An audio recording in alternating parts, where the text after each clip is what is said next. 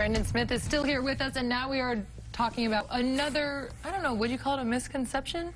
Or just like one of those like ever-burning questions, and everyone kind of says something different. So there's a lot of misinformation around it. Yes. Chiropractors, massage therapists, what they do and how it helps. Yeah, so it all comes back to the nervous system, and chiropractors obviously, like, they always talk about the nervous system coming through the spine, especially the central nervous system. Massage therapists, you know, if we do massage, are they really changing tissue? No. The amount of shear force it takes to change fascia and muscle is so extreme we can't produce it with hands. Because if anyone has gotten an athletic massage, they know it's not a relaxing experience. Not in the least. Like, that is painful. Yes, yeah. So they both address the nervous system through different pathways. Chiropractic may be a little faster, and everyone's going to respond differently to different treatments, but it's one of those things that, yes, I am a fan of it because it can accelerate the process. Will it fix the issue? No.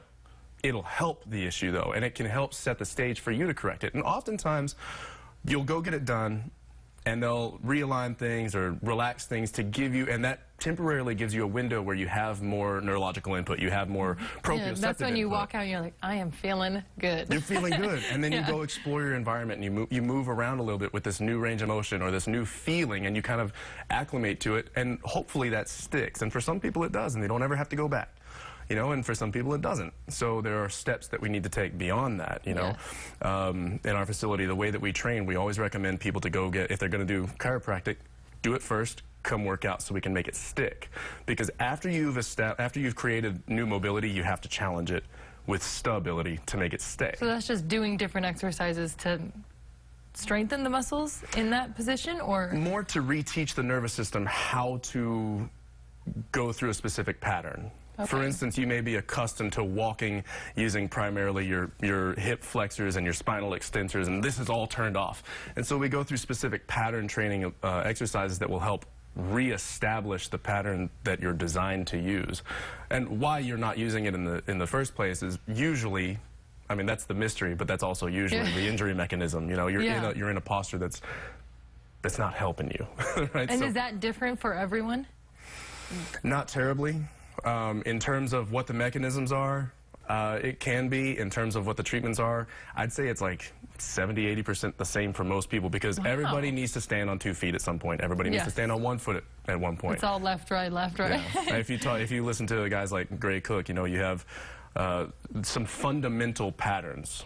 And everything you do is a combination of them. So like squat, lunge, hinge, single leg stance, push, pull, and twist. You know, these are like the patterns that you're capable of, and everything you do is based on those. So what we try to do is get those patterns really, really clean, because if you've got those patterns and they're executed really, really well, the right muscles will fire the right way at the right time. It's all the base. Right. Get a foundation of good movement. If someone came to you and they're struggling with back pain, what's the first thing that you would tell them to do? Usually it's tummy time. I get them on their stomach, because 80% of the back pain, and not everyone, but like 80% of the people that I've worked with, if we just put them on their stomach for 3 minutes and have them stack their chin on top of their fists, they get a little bit of relief right there. And then we go into some testing and see what postures are hurting them and what's not. It's like going back to what babies do. Exactly. Literal tummy time. Exactly. So, and that's actually where the patterns come from. Is they studied babies and the developmental sequence, and if you have lost access to one of those patterns from that developmental sequence, it's going to reflect in the higher level patterns, such as your gait. You know, if you skipped crawling, for instance, you may have issues with dyslexia. You may have issues with some of your coordination. Wow. So going back and reestablishing these developmental patterns, and then you can load those too, and you can get really stupid strong with them. And when you do, you find that a lot of your issues tend to get better. You know?